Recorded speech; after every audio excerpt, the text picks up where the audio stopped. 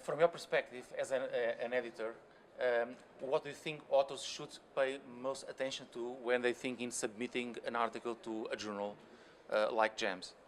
Okay, so as editor of Journal of Canada Marketing Science, I strongly sort of force the issue of theory and managerial relevance. So in that context, adopt a theoretical foundation, so you actually specify clearly, I'm using this particular theory, transaction cost economics, for example, as one of many potential theories that we could use.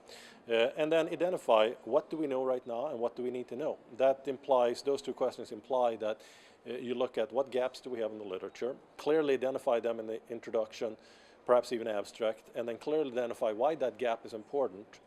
By default of being important, that also means that you're going to address it hopefully in a sophisticated way. So then talk about how will you address filling that gap that we need to know. So what do we know, what do we need to know, and the gap filled, why it's important. That would be the general setup. Everything else I think flows from there in terms of what methodology you use. Do you need one or two or three theories in an integrated way, or can you rest your sort of assumptions and everything else on one theory? All of those lower level details flow from what do we know, what do we need to know, the gap identified, why that gap is important, and then how you go about filling the gap with the particular research project that you're undertaking. Okay, thank you very much. Thank you.